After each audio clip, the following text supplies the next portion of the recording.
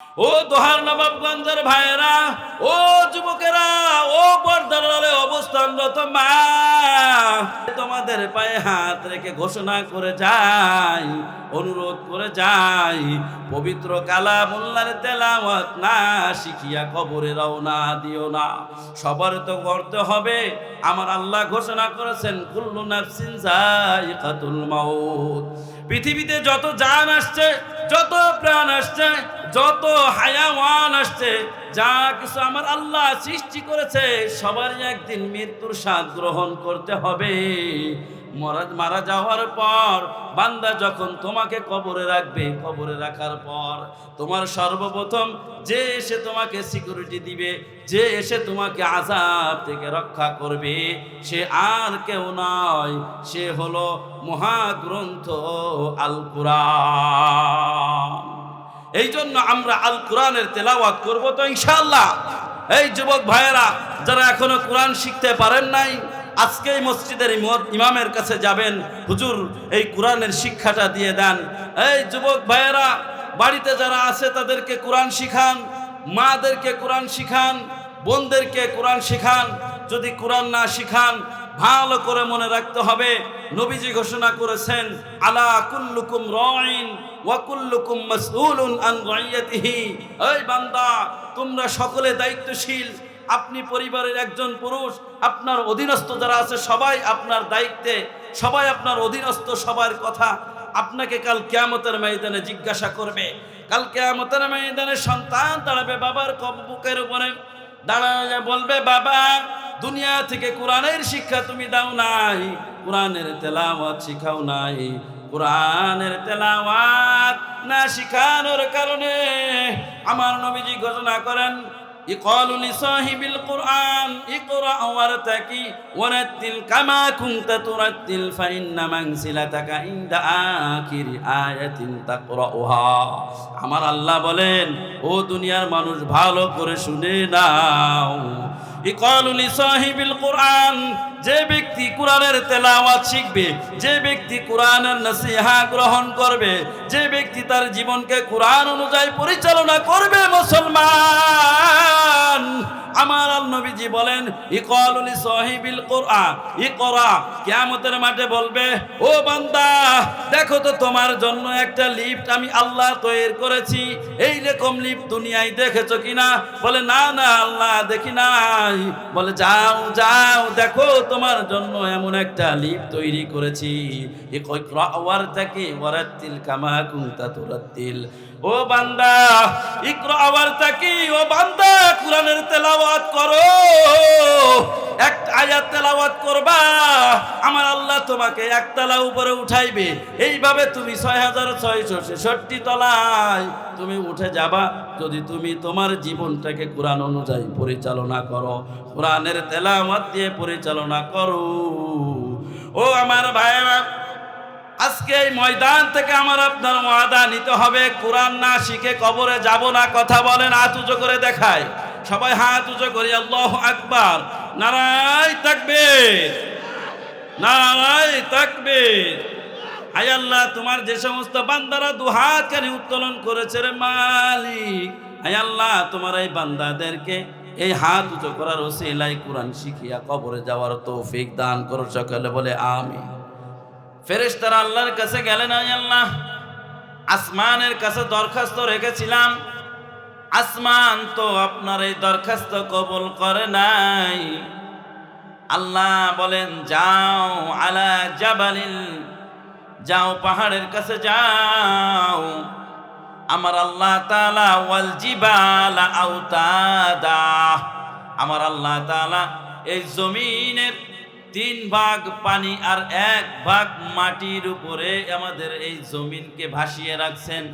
এই জমিনের মধ্যে যখন ভূমিকম্প হবে, এই জমিন যখন কম্পন সৃষ্টি হয়, যদি আল্লাহ তাআলা জাবাল আর পাহাড়কে যদি আল্লাহ তাআলা সৃষ্টি না করতেন, তাহলে এই মুহূর্তের মধ্যে এই দুনিয়াটা তলিয়ে যেত, পানির নিচেই চলে যেত, আর কোনোদিন এই দুনিয়া, এই মাটি নামক জমিন নামক জিনিসটি আর এই দুনিয়ার মধ্যে প্রতিষ্ঠিত থাকতো না।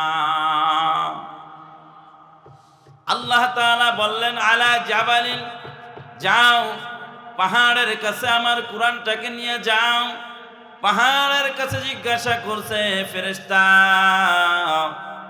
ও পাহাড়, তোমাকে তো পেরেক হিসেবে আল্লাহ তাআলা জমিনের পেরেক হিসেবে তোমাকে সৃষ্টি করেছে, অতএব তোমার কাছে আল্লাহ এই কোরআন নাজিল করার জন্য দরখাস্ত পাঠিয়েছে, কবুল করবানি।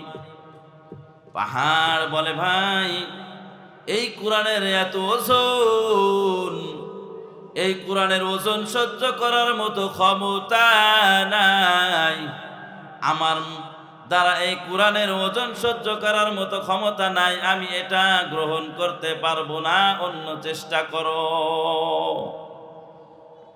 ফেরেশতারা আল্লাহর কাছে যায়, আল্লাহর কাছে যায় বলে, আল্লাহ, ফেরেশতাদের তো তোমার পাহাড়কে বললাম পাহাড় তুমি গ্রহণ করো, কিন্তু পাহাড়ও গ্রহণ করতে রাজি না। বলে তাহলে এইটা কোরআন কি করা যায়? আমার আল্লাহ তাআলা লৌহে মাহফুজ থেকে সিদরাতুল মুনতাহায় এই কোরআনের অবস্থান, কোরআনকে সংরক্ষিত রেখেছে। আমার আল্লাহ তাআলা আরশে আজিম থেকে ঘোষণা করে বলেছে, ও ফেরেশতারা, ইন্নী আ'লামু মা লা তা'লামুন, আমি আল্লাহই জানি এমনটি হবে, তোমরা কেউ জানো না।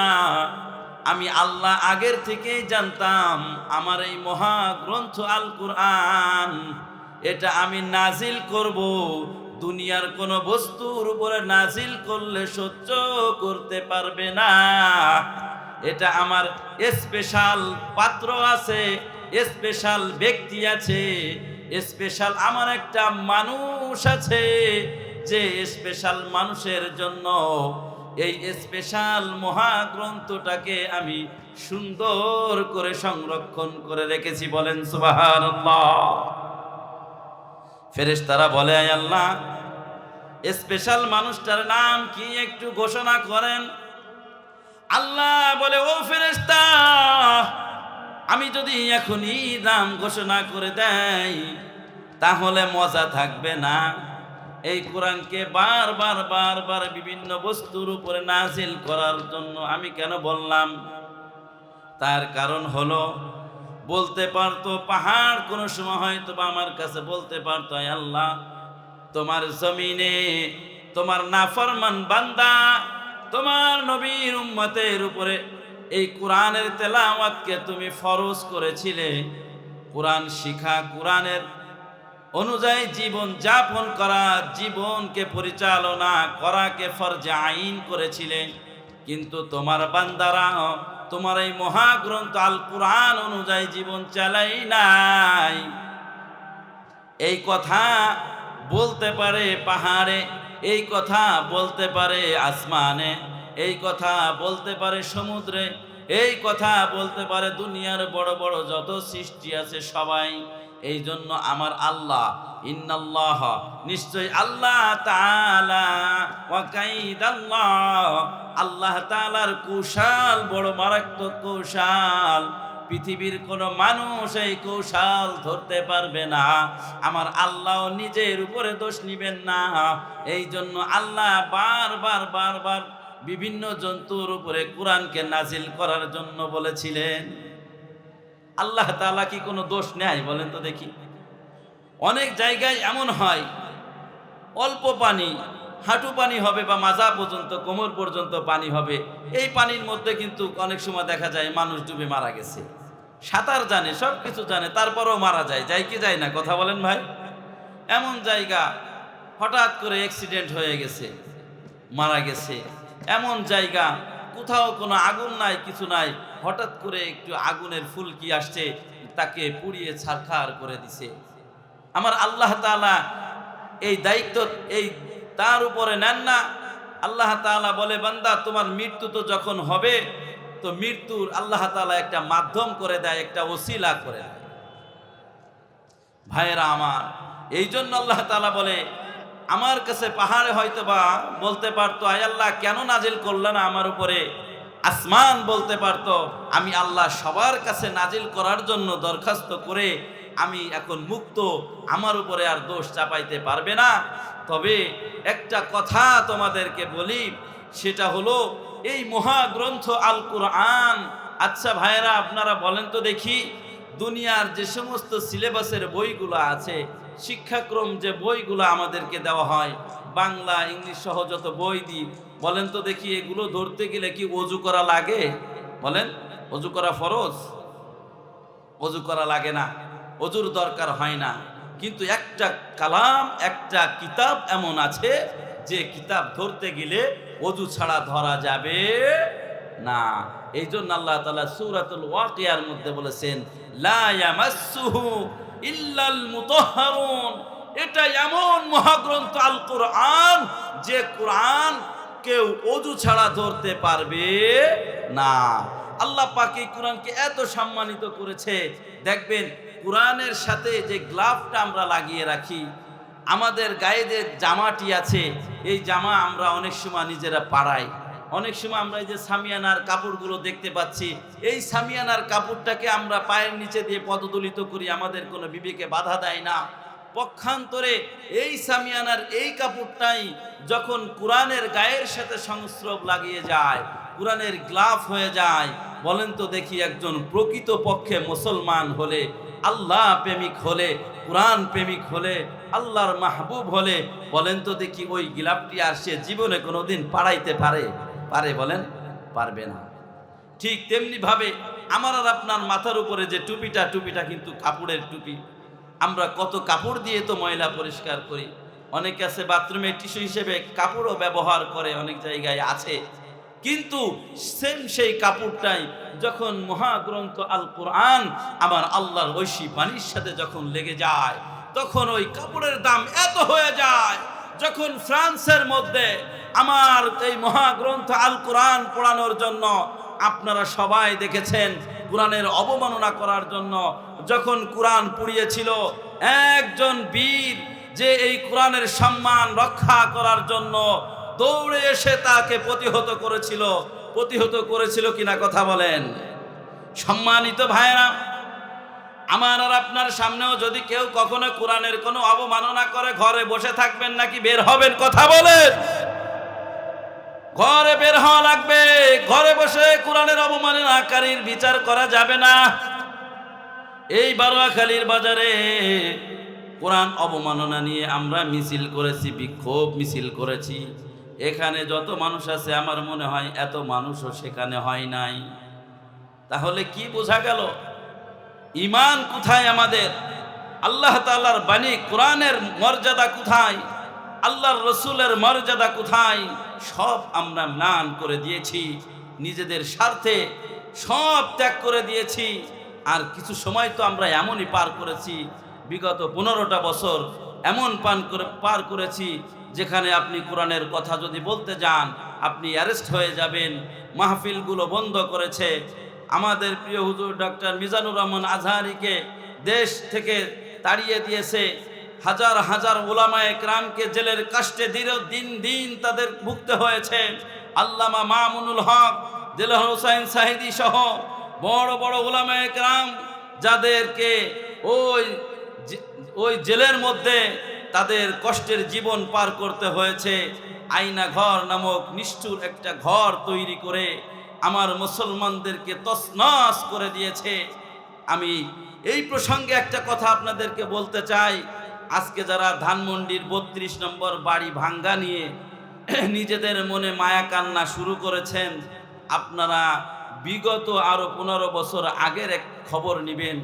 গতকাল দেখলাম সাতক্ষীরার একজন এমপির বাড়িটা কিভাবে তছনছ করেছিল। এরকম আরো ইতিহাস, এরকম আরো অসংখ্য আছে। কোনো মানুষ স্থির থাকতে পারে নাই, ঘরে খাবার খেতে পারে নাই। আমাদের নেতা কর্মীরা ঘরে অবস্থান করতে পারে নাই, অবস্থান করছে ওই জমিনের মধ্যে, চকের মধ্যে, কুড়ের মধ্যে অবস্থান করছে, তারপরেও খাবার খেতে পারে নাই। কোন সময় অ্যাটাক হয়ে যাবে। আমাদের উলামায়ে কেরাম কোরআনের কথা বলবে, কোরআনের কথা বলতে পারে নাই। আমাদের উলামায়ে কেরাম, রফিকুল ইসলাম মাদানী ভাইয়ের সাথে আমার একটা প্রোগ্রাম হয়েছিল, বড় কষ্ট লাগে এই কথাটা বলতে। ভাই বলল, জিজ্ঞাসা করতেছিলাম, ভাই কেমন সেখানে কাটালেন? বুঝতেছি তো তার মনের অবস্থা। বলল, ভাই এত দীর্ঘ আলোচনা করে শেষ করতে পারবো না, তবে একটা দিনের কারগুজারি আপনাকে শোনাই। সেটা হলো, ওই যে হারুন নামের যে জানোয়ার, মুসলমান নয়, আমার তো মনে হয় ওর যদি সামনে পেতাম, জুতা পিটা করে ওকে দুনিয়া থেকে আমি নিজে ত্যাগ করার জন্য, এই দুনিয়া থেকে জাহান্নামের পাখি বানানোর জন্য তৈরি থাকতাম। কথা বলেন ঠিক কি ঠিক না? সম্মানিত ভাইরা, বলে ওই হারুন এক রাত্রে আদেশ আসছে, পুরা রাত্র আমার শরীরের মধ্যে একটা জামাও রাখে নাই, পুরা রাত্র উলঙ্গ করে আমাকে ঘরে সেখানে রেখে দিয়েছে। বলেন নাউজুবিল্লাহ। এই সম্মানিত তাওহীদি জনতা, এই মহাগ্রন্থ আল কোরআনের সম্মান দিয়েছে কে বলেন? কার কিতাব? আরে কার কিতাব? আল্লাহর কিতাব। সম্মান দিয়েছে কে? হুকুম চলবে কার? আমাদের যা কিছু আমরা করি আর না করি সব কিছু কার জন্য করব বলেন? আল্লাহর জন্য করব। এই জন্য আমার আল্লাহ বলেন, কুল ইন্না সলাতি ওয়া নুসুকি ওয়া মাহইয়ায়া ওয়া মামাতি লিল্লাহি রাব্বিল আলামিন।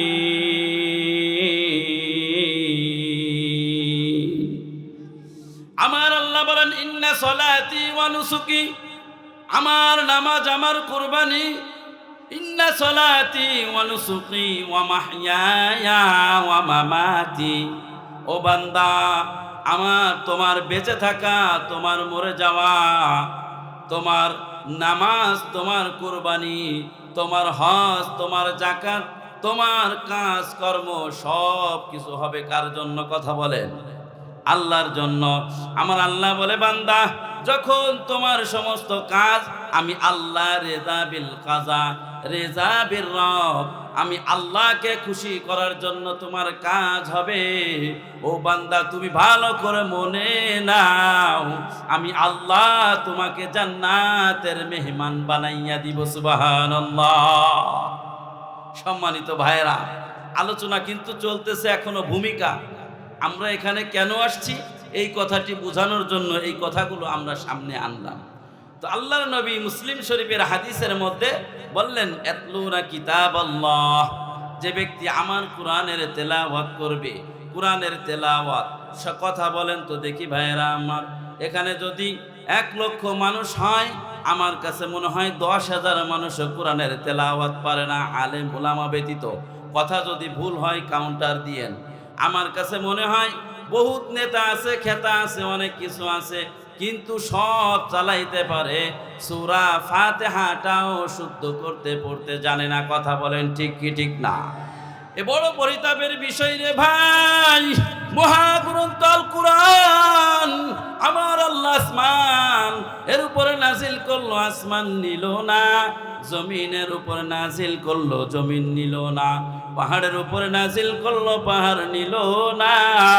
আমার আল্লাহ সিদরাতুল মুনতাহায় সংরক্ষণ করে তার একজন দোস্ত আর বন্ধু আসবে, আকায়ে নামদার মদিনা, তাজদার মদিনা, আহমদ মুস্তাফা মুহাম্মদ মুজতাবা, এতিম নবী, মায়ার নবী, দয়ার নবী। বলেন তো নবীর নামটা কি? মুহাম্মদ সাল্লাল্লাহু আলাইহি ওয়াসাল্লাম। আমার নবীর জন্য আল্লাহ তাআলা স্পেশাল করে সুন্দর করে সিদরাতুল মুনতাহায় সংরক্ষণ করে রাখছে। আমার নবীজি সাল্লাল্লাহু আলাইহি ওয়াসাল্লাম এই জন্য হাদিসের মধ্যে বলে, ও বান্দা, লা তাত্তাখিযুল কুবুর লা তাত্তাখিযুল বুয়ুত, তোমরা তোমাদের ঘরকে বানায়ো না আল কবর বানাইও না। হাদিসের মধ্যে আসছে নিজেদের ঘর আবার কবর বানাই কেমনে? আল্লাহর নবী বলছেন যে তোমরা তোমাদের ঘরকে কবর বানাইও না। আচ্ছা, এই ঘরকে কবর বানানোর কথা আল্লাহর নবী কেন বললেন? এমনি আমরা ভয়তে বাঁচি না। গোরস্থানের পাশে যাকে বাড়ি থাকে দেখবেন, খোঁজ নিলে পাওয়া যাবে গোরস্থানের পাশে যাকে বাড়ি।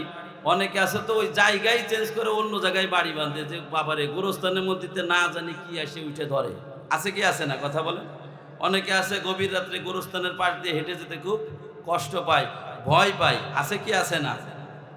এই কবরের পাশ দিয়ে যেতে আমরা কি করি বলেন? ভয় করি। আমার আল্লাহ তাআলা মুহাম্মদুর রাসূলুল্লাহ সাল্লাল্লাহু আলাইহি ওয়াসাল্লামের জন্য বলতেছেন যে ইয়াতলুনা কিতাবাল্লাহ, যখন কোনো বান্দা আমার কোরআনের তেলাওয়াত করবে, অর্থাৎ এই যে কোরআন আমি আল্লাহ তাআলা নাজিল করেছি, এই নাজিলকৃত কোরআন যদি কোনো বান্দা সকাল আর সন্ধ্যা তেলাওয়াত করে, ওই ঘরটা কবর হবে না। যদি কোনো বান্দা নামাজের মধ্যে, মা বোনেরা বাড়িতে বসে নামাজ পড়ে, ওই বাড়িটা কবর হবে না। যখন কোনো বান্দা বাড়িতে বসে আল্লাহর দেওয়া বিধান, আল্লাহ তাআলা আল্লাহর নবীর হাদিসের তেলাওয়াত করবে, তখন ওই বাড়িটা কবর হবে না। আল্লাহর নবী বলেছেন, যখন কোনো বাড়িতে কোরআনের তেলাওয়াত হয়, যখন কোনো বাড়িতে আল্লাহ তাআলার কালামের তেলাওয়াত হয়, ওই বাড়িটা কবর হয় না। পক্ষান্তরে যে বাড়িতে কোরআনের তেলাওয়াত নাই, যে বাড়িতে কোরআনের বিধান নাই, যে বাড়িতে কোরআনের আহকাম নাই, ওই বাড়িটাকে আমার নবীজি ঘোষণা করেছেন ওই বাড়িটা হলো কবরের ন্যায়।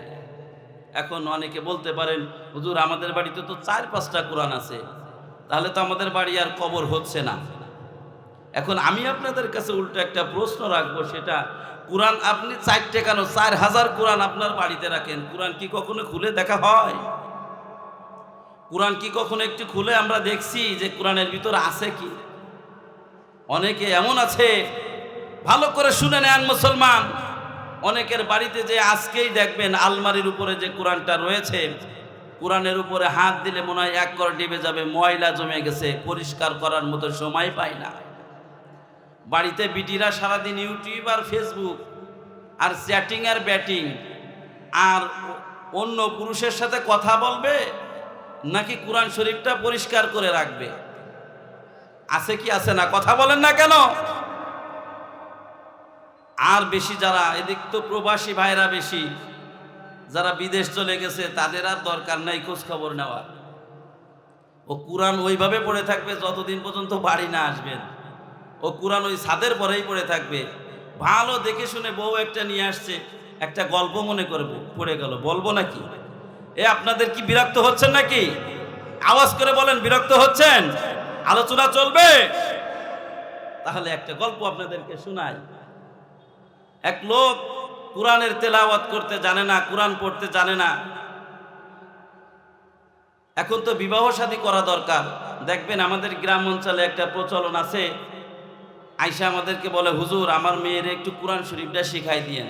আমি কই, কি ব্যাপারটা কি? এতদিন হলো কোরআন শরীফের কোনো খোঁজ খবর নাই, এখন কোরআন শিখাইতে হবে, কাহিনী কি? কয়, হুজুর আর কয়দিন পরে তো বিয়ে শাদী দিয়ে দেব, তা যখন বিয়ে শাদী হবে তখন মেয়ে দেখতে আসলে জিজ্ঞাসা করবে কয় খতম দিছো কোরআন শরীফ। যদি না বলতে পারি তাহলে আমার মেয়ের তো বিবাহ হবে না। আমি বললাম, তো ভালো হয়েছে, একটা কাজ করি, মেয়েরে ডাক দেন, কোরআন শরীফ 50টা নিয়ে আসেন, হাতের পরে দিয়ে দিই যে 50 খতম কোরআন শরীফ দিয়ে আসছে। হয় কি হয় না? আমাদের মেন্টালিটি এইরকমই, আমাদের মা বোনরা এইরকমই বলে যে হুজুর আমার মেয়েটার একটু কোরআন ধরাই দেন। অনেকে আছে ভালো দেখেও পড়তে পারে না, খালি চাপ দেয়, হুজুর কবে কোরআন শরীফ ধরবে, কবে কোরআন শরীফ ধরবে। কোরআন শরীফ তো ধরে না। এক পর্যায়ে হুজুররা রাগ করে কোরআন শরীফ দিয়ে দেয়, যা কোরআন শরীফ পড়ে বেড়াকে বাড়ি যে যত পারিস। এর 12 খালির তিনি বান্দুরা পর্যন্ত কোরআন শরীফ পড়ে বেড়াকে। আছে কি আছে না? তো এইরকমভাবে ওই মেয়েটাকে মোটামুটি যাই হোক ওইভাবে কোরআন শিক্ষা দিছে। এখন ছেলে দেখবেন গ্রামের বিবাহের একটা প্রচলন আছে, কিছু থাক আর না থাক আগে যে জিজ্ঞাসা করে, মা তুমি কোরআন শরীফ কয় খতম দিছো? করে না? সূরা ফাতিহা পড়তে পারো? কিছু না জানুক এই কথাগুলো কিন্তু কি করে, বেসিক জিজ্ঞাসা করে। এখন রওনা দেশে বাবা আর ছেলে, শীতের বেলা মাফলার একটা গলায় পেঁচায়, গায়ের মধ্যে একটা সোয়েটার পেঁচায়, সরিষার তেল মুখি টুকি মাখায়া। আগে দেখতেন না গ্রামের মানুষ, একটা কেরোসিন তেলের বোতল আর একটা সরিষার তেলের বোতল, সয়াবিন তেলের বোতল, এত গাড়ি ঘোড়া ছিল না, হেঁটে চলে যেত বারোয়াখালী, তাই না? ওই সারাদিন জমিনে কাজ করে দুপুর টাইমে বাড়িতে আসছে, এসে দেখে ভাত নাই। বউর কাছে জিজ্ঞাসা করে, ভাত দাও। কয়, ভাত কেমনে দেবো, বাজারই তো করো না 2 সপ্তাহ। কয়, দাও তাড়াতাড়ি বাজারটা দাও। বাজার নিয়ে দেখবেন চলে আসে বারোয়াখালী বাজারে, আইসা এখন মুখ টুক সুখ না, করবে কি? ওই যে জায়গাতে সরিষার তেল কেনে ওই জায়গাতে কয়, তো ভাই একটু তেল দাও তো, দেখি খানিকটা তেল। এখন ফালতা পাইছে না, নিজে যদি তেল কিনে মাখাতো আর এত তেল মাখায় না।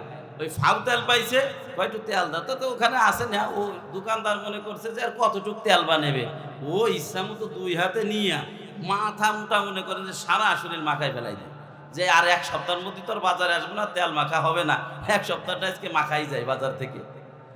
আমি কি কথা অবস্থা বলতেছি নাকি এরকম ছিল? তো বেশ বাবা ছেলে রওনা দিছে, সর্ষের তেল মাখায় জিগ জিগ করতেছে। এখন ছেলে যখন রওনা দিছে, বাবা আর ছেলে রওনা দিয়ে চলে গেছে মেয়ের বাড়িতে। আগের থেকে ঘটক বলে রাখছে অমুক দিন কিন্তু দেখতে আসবে, সাবধান। তবে ওই কিছু প্রশ্ন আছে দেখবেন, ঘটকরা কিন্তু কয় কি যে এই কথাগুলো কিন্তু জিজ্ঞাসা করতে পারে, এই কথার উত্তর না দিতে পারলে কিন্তু বিয়ে হবে না। আর ওই যে বর পক্ষ আসে, বর পক্ষরে কয় এই শোন, এই কথাগুলো কিন্তু জিজ্ঞাসা করবি, না নিয়ে আমরা কি মাই আনতেছি না আনতেছি এটা তো বোঝা যাবে না। দুও পক্ষরে কিন্তু ঘটকে কি করে, দুও পক্ষরে বোঝায়, তাই না? আপনাদের মধ্যে কেউ ঘটক থাকলে আবার মাইন্ড করেন না। ঘটকের এরকম বুদ্ধি না থাকলে বিবাহ শাদী জমতো না। অনেক ঘটক আছে যে খালি একবার বিয়ে দিয়েছে আর জীবন ওই বাড়ির ধারেও যায় নাই, যার সাথে বিয়ে হয়েছে ওরে খুঁজতেছে ঝাঁটা নিয়ে, যে আয় তোরে বলছিলাম বিয়ে দেওয়ার কথা, আর এমন একটা কপালে উঠাই দিছি, অশান্তি আর অশান্তি, আয় আমার বার জুতো আর তুই। ওই ঘটক আর জীবনে বাড়ির ধারে যায় না। এরকম অনেক জায়গা হয়েছে কি হয় নাই, কথা বলে? ঘটক এইভাবে শিখায় নিয়ে যায়। গেছে, রওনা দিছে, যাওয়ার পরে এখন বসছে, সামনে বসছে, মোটামুটি নাস্তা পানি হয়েছে। নাস্তা পানির পর এখন ছেলে কয় কি যে আব্বা মায়ে তো আসে না, মেয়ে তো আসে না, এ তো নাস্তা পানি খালি খাইতেছি, মেয়ে আসে না তো। ওরা আব্বা কয় একটু চুপ কর, মেয়ে তো আসবে বিবাহের সাথে। কয় আব্বা দেরি তো সহ্য হয় না, বয়স হয়ে গেছে, এখন বিয়ে শাদী করতে হবে। মেয়ে আনছে, মেয়ে আনার পরে ছেলে মেয়েকে দেখছে, দেখে খুব ভাল লাগছে। এখন কিছু তো জিজ্ঞাসা করা দরকার নাকি? এখন বাপে জিজ্ঞাসা করছে ছেলে, ছেলে কয় আব্বা কিছু জিজ্ঞাসা করো, আসলাম, যদি জিজ্ঞাসা না করি তাহলে তো বুঝবে, ওরা মনে হয় কিছু বোঝে না, জানে না। তো কি জিজ্ঞাসা করবো? কয় জিজ্ঞাসা করো যে সূরা ফাতিহাটা পারো কিনা। সূরা ফাতিহার কিন্তু আর একটা নাম আছে, সেটা হলো আলহামদু সূরা। মানে গ্রামের ভাষায় বলতেছি আপনাদেরকে। আমরা যেমন সূরা ইখলাস বলি, অনেক মহিলার কাছে জিজ্ঞাসা করবেন, বৃদ্ধদের কাছে, সূরা ইখলাস ছিল না? তা কুলুস সূরা ছিল? হ্যাঁ কুলুস সূরা ছিল। সূরাও কয় না, কয় সুরু। কি কয় এবার? সুরু, কুলুস সুরু, সূরা ফাতিহা সুরু। আমার কাছে একদিন আগে আসছে এক মুরব্বী, হুজুর আমরা আকিত্তা করবো, আকিত্তা। এমন কাকি আকিত্তা আবার কি জিনিস? বলছে ওই যে ছাগল জবাই দিতে হয় আকিত্তা। আমি বললাম আকিত্তা হবে না, শব্দটা হবে আকিকা। তা আপনি এত বড় সুন্দর একটা শব্দ কোন গ্রামারে পাইছেন, কোন অভিধানে পাইছেন আকিত্তা? এই ধরনের শব্দ কিছু আছে, মা বোনেরা ব্যবহার করে। আমরা বলি মাকরু, আর ওরা কয় মকরুব। কি কয় কন? মকরুব। আছে না মকরুব? যাই হোক, তো গ্রামের মানুষ গেছে মেয়ে দেখতে, যাওয়ার পরে এখন বলতেছে মা তুমি কি সূরা ফাতিহা পারো? এখন মেয়ে তো ওসর মোসর খাচ্ছে, সারা জীবন শুনছি সূরা আলহামদু সূরা, ফাতিহা তো কোনোদিন শুনিনি। এখন পিছনে দেখবেন গ্রাম অঞ্চলে মেয়ে দেখতে গেলে পিছনে ভাবিরা দাঁড়াই থাকে, মাথায় টুক করে, এটা এমনি এমনি বল, এমনি এমনি বল। তখন কয় কি যে সূরা ফাতিহা, সূরা ফাতিহা মানে হলো সূরা আলহামদু সূরা। তুই বুঝতেছিস না? মেয়ে কথা আমি তো পারি, তাহলে সূরা কোরআন শরীফটা তেলাওয়াত করো তো। এবার তেলাওয়াত শুরু করছে, আউযু বিল্লাহি মিনাশ শাইতানির রাজিম, বিসমিল্লাহির রহমানির রহিম। ওরে বাবা, যে কোরআনের তেলাওয়াত, এই তেলাওয়াত শোনার পরে ওই ছেলে বলতেছে ওর বাপরে, আব্বা এই মায়ে আর ছাড়া যাবে না, এতে কোরআনের হাফেজ হয়ে গেছে, সব পড়ে ফেলাইছে, এই মায়ে আর আমি ছাড়তাম না। তুমি বাড়ি যাও, যাই আমার বাপ চাচা যারা আছে সবাইরে নিয়ে আসো। আগে তো বিবাহ হতো নসিমনে, কয় নসিমন নিয়ে আসো, নসিমনের মধ্যে সবাইরে উঠাই নিয়ে আসো, এই মায়ে আর আমি ছাড়বো না, আজকে আমি এখান থেকে বিবাহ করেই যাই। এই গল্পটা কেন বললাম ভাই? এই কথাটা বোঝার জন্য যে অসংখ্য মানুষ এমন আমি আপনি আছি যে ইয়াতলুনা কিতাব আল্লাহ, আল্লাহ তাআলার কোরআনের তেলাওয়াত করতে পারি না। আছি কি আছি না? কথা বলেন।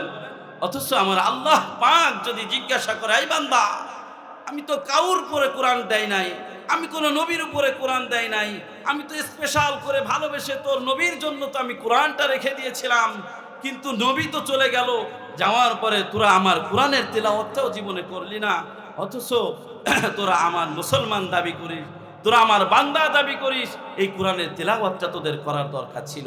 ভাইয়েরা আমার, ভূমিকাই শেষ হয়ে যাচ্ছে প্রায় আলোচনা। তো আল্লাহ তাআলা আমরা এখানে আসছি ইয়াতলুনা কিতাব আল্লাহ, কোরআনের তেলাওয়াত করার জন্য।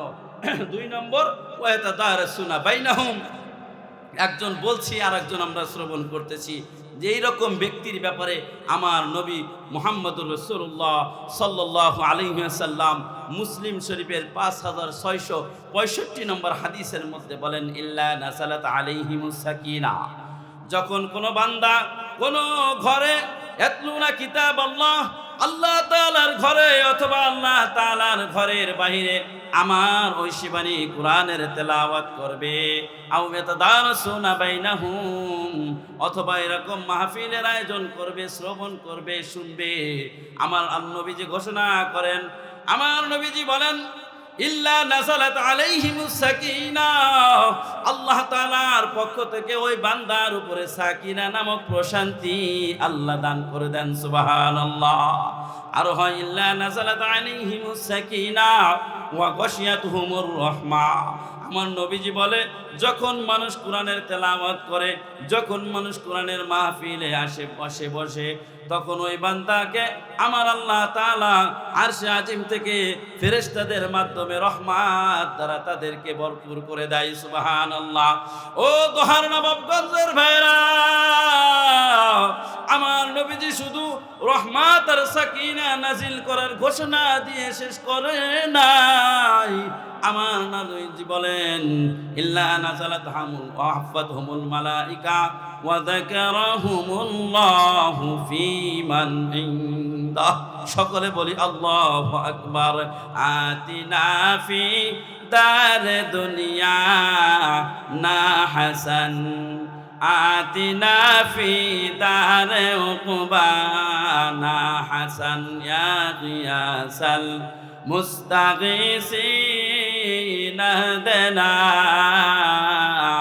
আইন খাব ওয়া উলুম দারজিনা। ও দোহার নবাবগঞ্জের ভাইরা, ও যুবকেরা, ও পর্দার আড়ালে অবস্থানরত মা, তোমাদের হাতে পায়ে রেখে তোমাদের পায়ে হাত রেখে ঘোষণা করে যাই, অনুরোধ করে যাই, পবিত্র কালামুল্লাহর তেলাওয়াত না শিখিয়া কবরে রওনা দিও না। সবার তো করতে হবে। আমার আল্লাহ ঘোষণা করেছেন, কুল্লু নাফসিন যায়িকাতুল মাউত। পৃথিবীতে যত জান আসছে, যত প্রাণ আসছে, যত হায়াওয়ান আসছে, যা কিছু আমার আল্লাহ সৃষ্টি করেছে, সবারই একদিন মৃত্যুর স্বাদ গ্রহণ করতে হবে। মারা যাওয়ার পর বান্দা যখন তোমাকে কবরে রাখবে, কবরে রাখার পর তোমার সর্বপ্রথম যে এসে তোমাকে সিকিউরিটি দিবে, যে এসে তোমাকে আযাব থেকে রক্ষা করবে, সে আর কেউ নয়, সে হলো মহাগ্রন্থ আল কুরআন। এই জন্য আমরা আল কোরআনের তেলাওয়াত করব তো ইনশাআল্লাহ।